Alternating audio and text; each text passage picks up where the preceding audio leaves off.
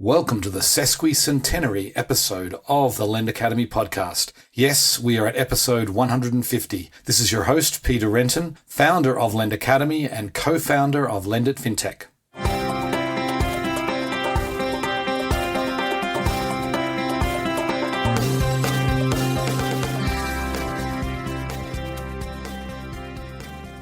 Support for Lend Academy comes from Wonder Capital, the easiest way to invest in large-scale solar energy projects across the US. With Wonder, you can earn up to 7.5% annually while helping to finance renewable energy projects. Wonder Capital, where impact investing meets capitalism. Today on the show, I'm delighted to welcome Frederic. He is the CEO and founder of Oakam. Oakam is an interesting company. They're based in the UK. They are a micro lender, but they're doing it all pretty much on the mobile phone these days. So we talk about, how they got started. They've been around for over a decade. We talk about how they are underwriting these customers that are applying for loans. These are reasonably high-risk customers applying for loans on mobile phones. And we talk about their unique psychometric testing that they use to help them underwrite. That's really a fascinating piece that we delve into in some detail. We talk about loan performance, we talk about who's funding the loans, and much more. I hope you enjoy the show. Welcome to the podcast, Frederic. Thank you, Peter. Happy to be on the show with you today. Great. Happy to have you. So let's get started. I like to start these things off by giving the listeners a little bit of background about yourself, what you've done in your career to date. Sure. So if I go back all the way back to the beginnings, my background has been in decision science, not in the financial services sector. So I started in the defense sector in France, working for a company called Dassault. It was the second wave of AI development across industry. So before the last AI winter, I was involved in developing an electronic co-pilot for a fighter jet. And so that was the early days of looking at how data could be used to replace human decisioning. On the back of that, I joined American Express, first in France, then in the UK, and after that in the US, where I was working on fraud prevention software and everything to do with lending with consumer and SMEs. And finally, the last part, I started to move away from decision science into how I joined General Electric, GE Capital, where I worked on the development of their lending business outside the US, so in emerging markets mostly, and the integration of business we were acquiring into the GE Capital stable. So that was the corporate part of my career. Then I came back to the UK, and it was the last stint with Barclays, where I was heading the consumer lending business here, and this is where probably the final encounter was what has become Oakam started, and I decided to jump from large corporate to go for a startup route. So I created the first startup called Heuristics, which was about big data consultancy, and on the back of it, I created Oakam. So this is my second startup. Okay, so then what led then to the creation of Oakam? What was the thing that you saw that really was a catalyst for starting the company? I think the main one was probably I had worked along my career on how to improve, decisioning in risk, so credit decision. And when I worked at GE outside, mature markets, so in places like Brazil and other places, I encountered consumers that were completely off the grid. So I encountered consumers that were difficult to KYC, to prove their identity or their address, who most of the time didn't have pay slips, and all of the time didn't have a credit history.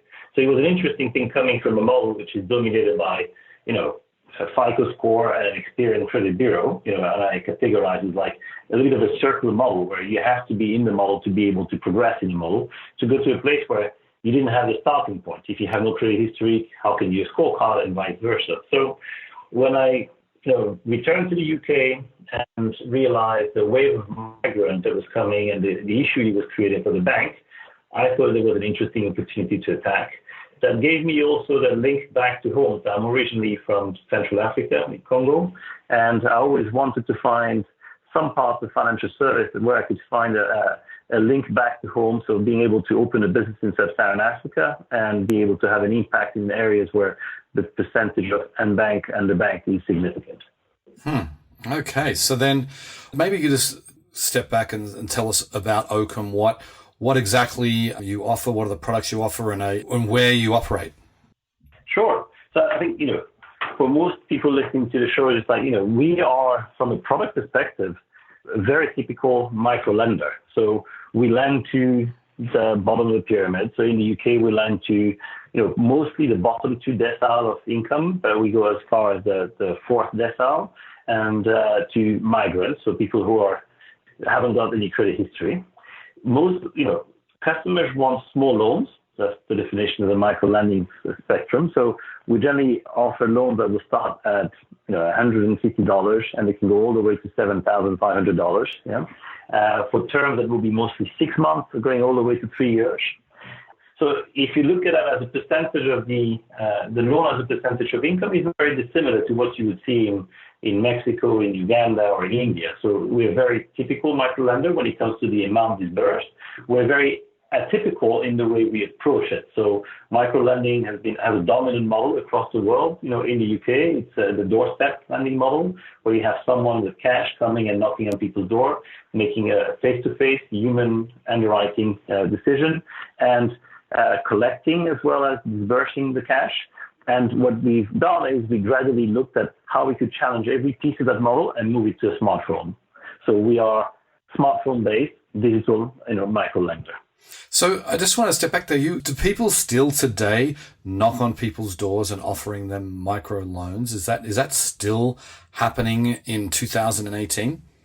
It actually does, yeah, a lot. Well, it was a surprise I had when I was thinking of setting up Oakam.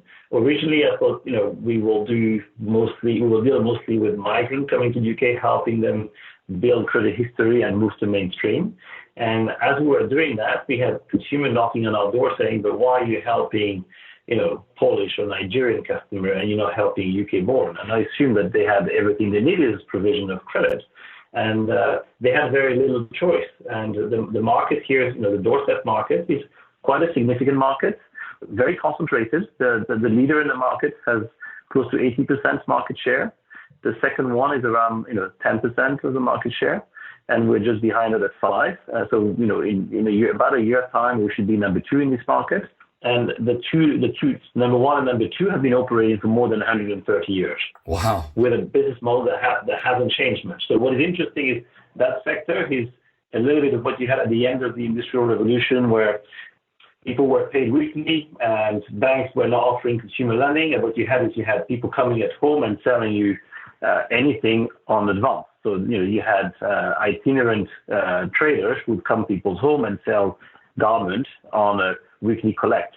So some of that has led to the creation of the catalog business in the UK, very successful, and they have translated to digital businesses. So most of the old catalog business in the UK are not completely digital, but the doorstep lender a few years ago still had something close to 13,000 agents in the UK. Wow. That's quite amazing. Yeah, so it's a big surprise. Yeah, it's super high maintenance.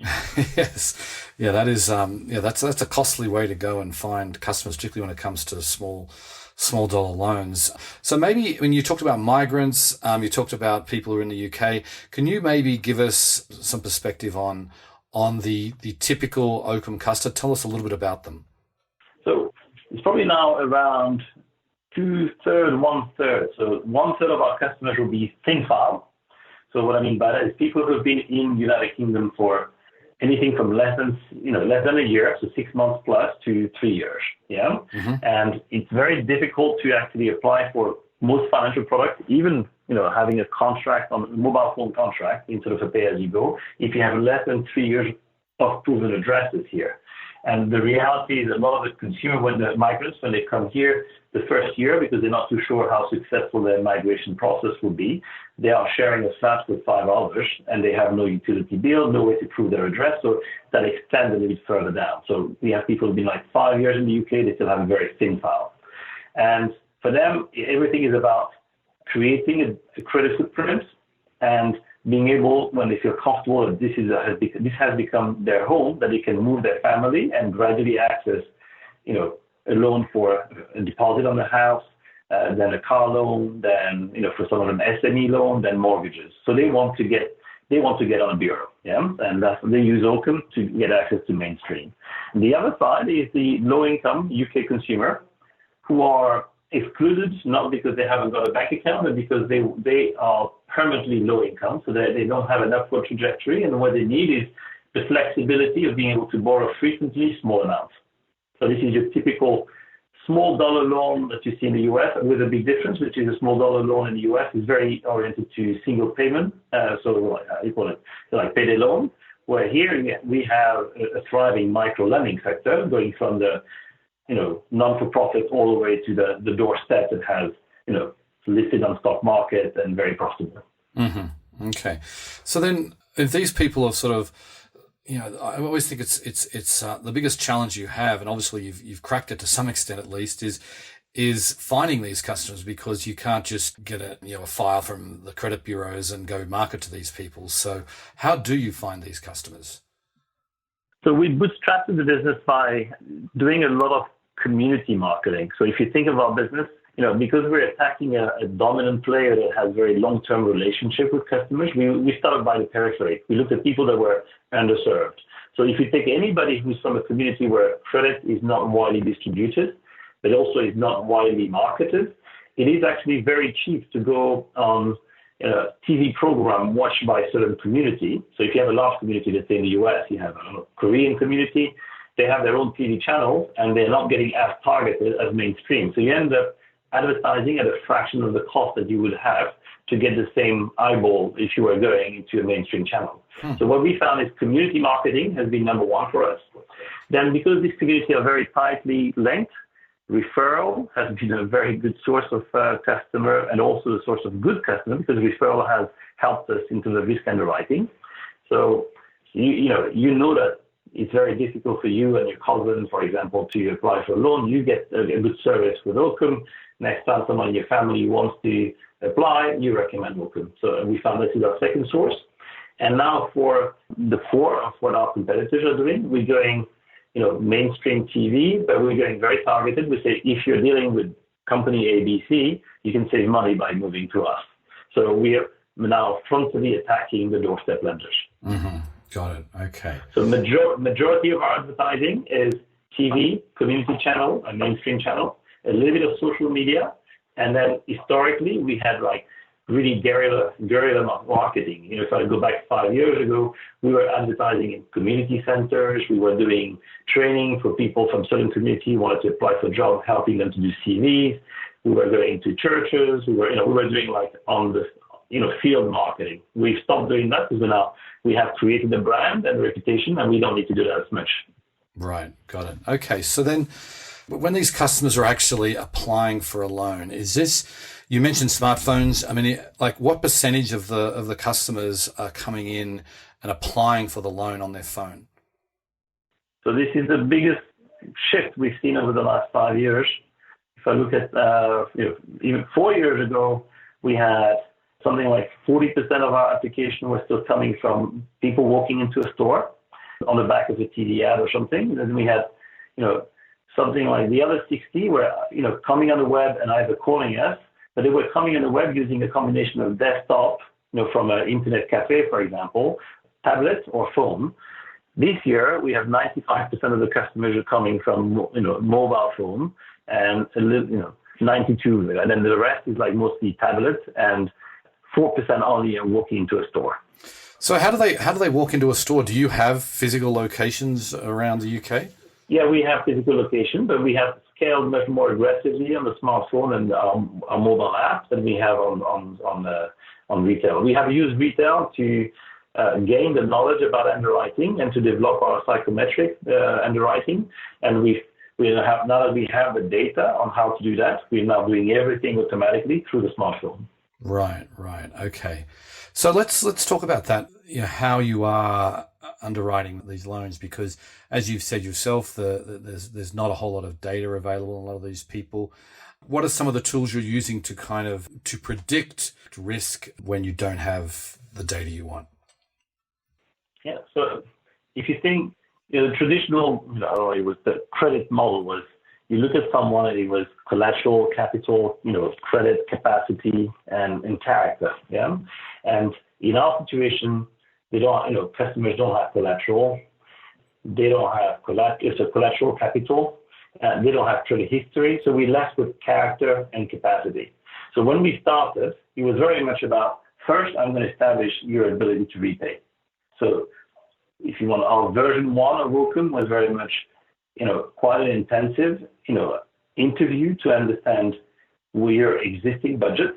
Yeah, because people have like uncertain income. For example, they're Uber driver and they don't know how much they're going to earn in two weeks.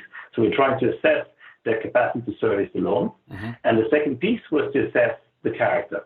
And it was very interesting when we were doing mostly data about data analysis about our underwriters. So in our first model, we thought, I don't really know how Peter is deciding that Courtney is a good risk, So what I want to do is, how do I find more Peter?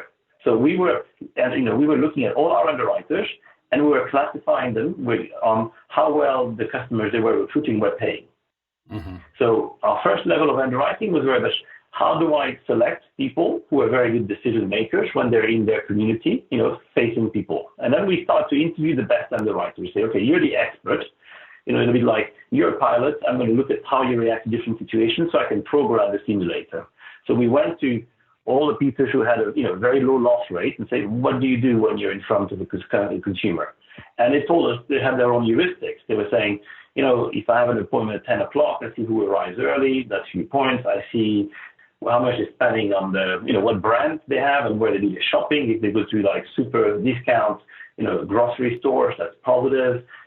So they were looking at sign of being thrifty, sign of being organized. So if they're coming and they have a very clear view of their budget. So in their heads, they started to pick up characteristics that were very positive. And so we've asked them to capture these in a little, text at the end of each decision. And the second approach, so Oakam V2, was we started to do some text mining. So we said, okay, we have a lot of unstructured data, and we're going to try to find what are the answers that consumers are giving to certain questions, and can we put these questions online and see if we get the same type of answers, then we can automate it. That was pretty tricky because, as I mentioned earlier, we're dealing with migrants. We also have an element of language. So we tried that, and then we stumbled across an approach that was using psychometrics through pictures. So we approached City University, and we asked them to sign up with us a 3-year contract where we do some R&D together. We're supporting a few PhD students, and we went about saying, these are the characteristics we're looking at. Is there another way to find them by either asking customers to play a game or to pick up choices? So we put 4 pictures in front of people and say, when you're stressed, what do you do? And we give a choice of like going outdoor and doing some exercise, going home and spending time with the family, going to the pub or the bar and drink, people have a very short time to respond. What we found is that there was a very, very strong correlation to the choices they were making and certain characters that were linked to fraud and good payment behavior. So that's version 3 of Oakam. So we moved from getting an expert to take decisions and experimenting. So we were happy to take losses on people. It was like very much, you're the underwriter, you take the decision. We're going to figure out how you take it and see if we can automate it. So trying to, train the machine, observing experts. And second is we use text mining. And third, which is what we are now, is based on picture, completely automated. Right. So they're doing this on the phone. You've got like a psychometric test that they... Not on the phone, completely automated. Right. The customer does it on the app or on the web. How long does it take? So we've moved from... it's not very long. We started where you needed 25 questions because, to get a profile, and we now, like, with around 13, 16 questions, you can get a very accurate profile for what we're looking for. That's which fascinating. Is fraud and default.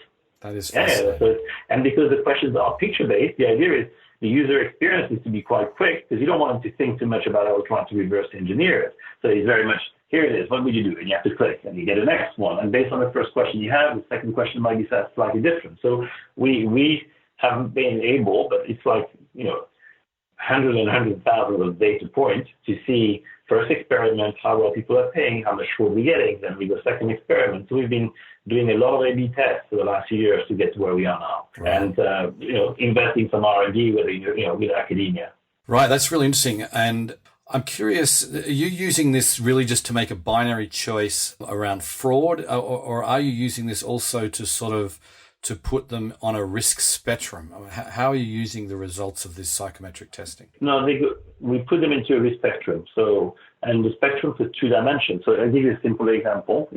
So let's say that at the end of the questionnaire, we're comfortable with your risk profile in terms of we're comfortable you're not a fraudster. Now we need to decide, are we lending to you 10% of your monthly income or 50% of your monthly income? How much can you service? So to do that, we're looking at self-declared information. So you're saying, I think I can service a debt of $50 a month. But if we know that you have a tendency to be over-enthusiastic, and if you're a risk taker, we know that you have higher chances to also do some occasional gambling. So if you say you can service $50, we're going to put a haircut and say, actually, to be safe, let's do $30. So we're using the psychometrics to rank people on, the element of affordability, the element of what risk they will be exposed in the future. You think, if you have 3 kids and you're a single mom, there'll be more unexpected expenses, and how you would react to this. For example, some customers we see are very resilient and they're happy to shrink their budgets when they have unexpected expenses. Others will want to continue to keep up with the Jonases when there's a problem, and they end up in arrears. So that's the type of things we pick up. Yeah. Right. Okay. So I've got to ask you about regulation now. I mean, I presume you're regulated by the FCA, but some of the things that you're talking about there, I'm just wondering how comfortable regulators are around psychometric testing. So maybe you could just talk a little bit about how you're regulated and how your relationship with the regulators is. Yeah, so we are fully regulated by the FCA. The sector, the micro lending sector, is actually one that has more rules and regulation than the mainstream consumer lending, and on the back of treating customers fairly. So there's some extra rules to make sure that customers are protected. So in a way, that makes operating in micro lending in the UK harder than operating micro lending, let's say, in Mexico or in India. But it also, the favorable part of it is it raises barrier to entry in a sense. So I think that, our experience with the regulator is I think the FCA is one of the most commercial regulators I came across in the different jurisdictions I've worked with. And they are extremely data oriented. So what we found is that they are happy to listen to an argument as long as you're fact-based. So if you say that you can underwrite and have a level of default that is better and by not doing certain elements of affordability check, or by using other methods and alternative data, as long as it's evidenced by the outcome from the consumer, they are happy with it.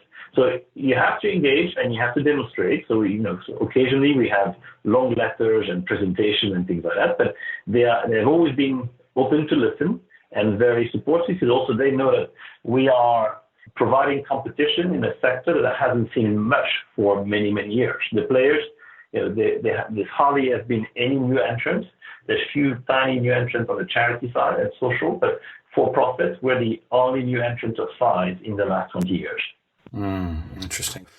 So they know that, when you have one market, you have one of their elements is to protect consumer. The other one is to encourage competition to make sure that these consumers are getting choices. And our main competitor has 80% share of the market. As being successful is also supporting one of the agenda items of the FCA. Right.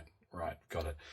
Okay, so I want to talk a little bit about loan performance. I think you've been around for more than a decade, I believe. So you've gone through many, cycles of your loan book.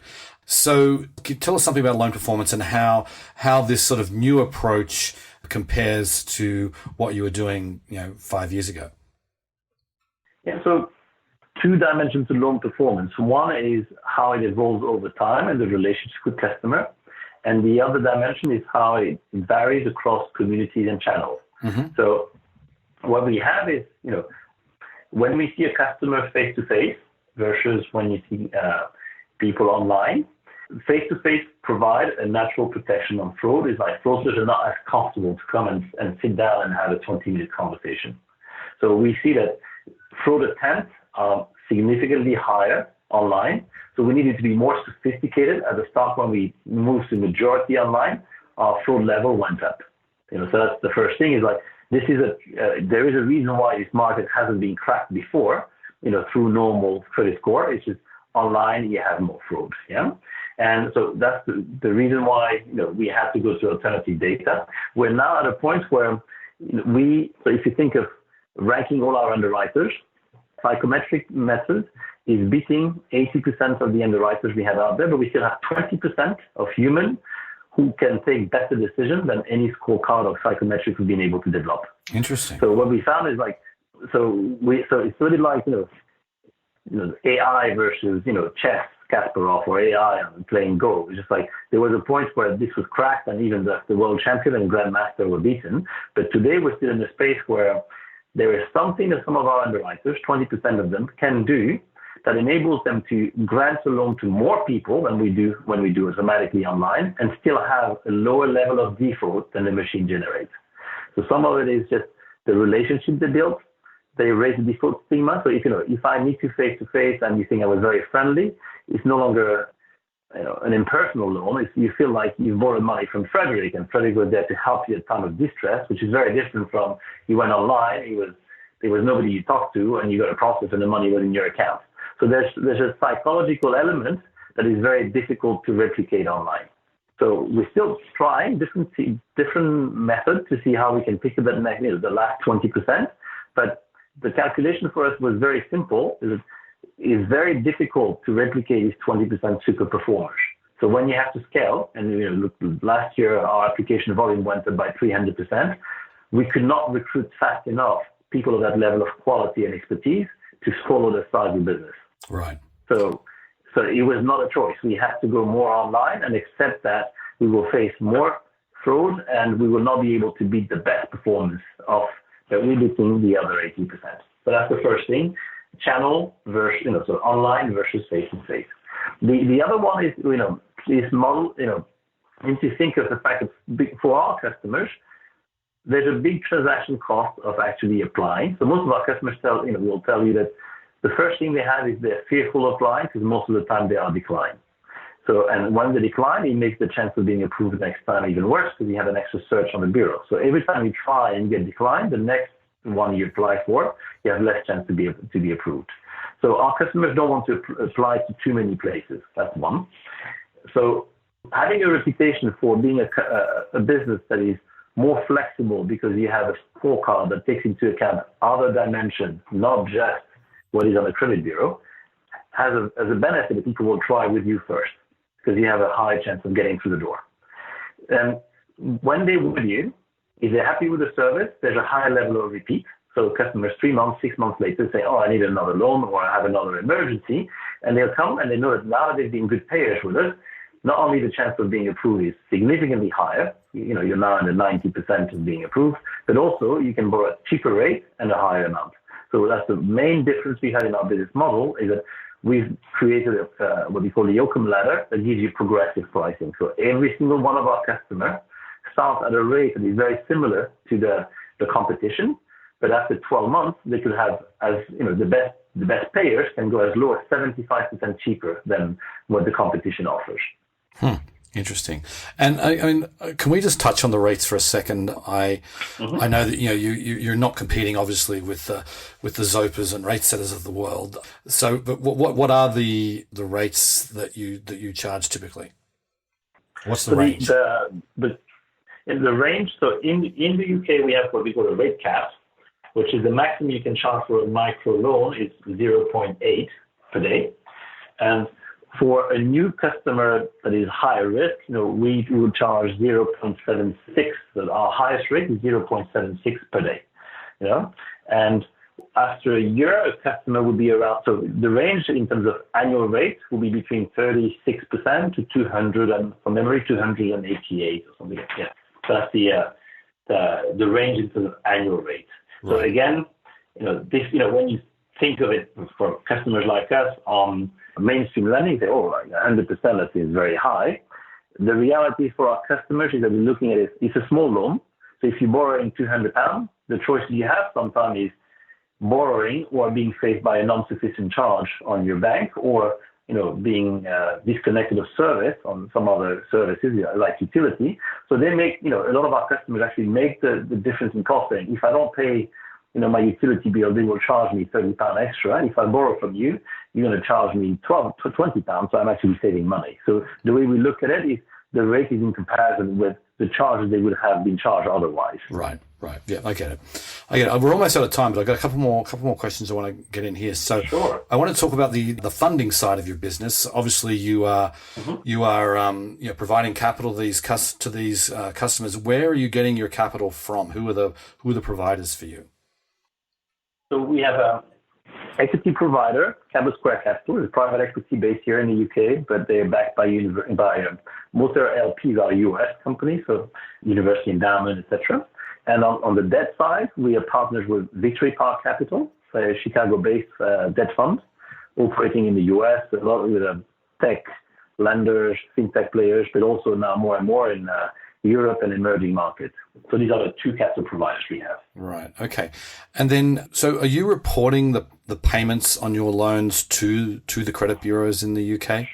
For sure. This was the most important thing we've done. Is from day one when we opened our business, we reported, and we were actually we lobbied at the start to make sure that all the doorstep lenders would also report, because some of them, some of the large ones were not reporting, which created a bit of a captive market. So they were the only ones to know how well people were paying, and they were not sharing that information. So we fully report, right, and we use multiple bureaus. Great.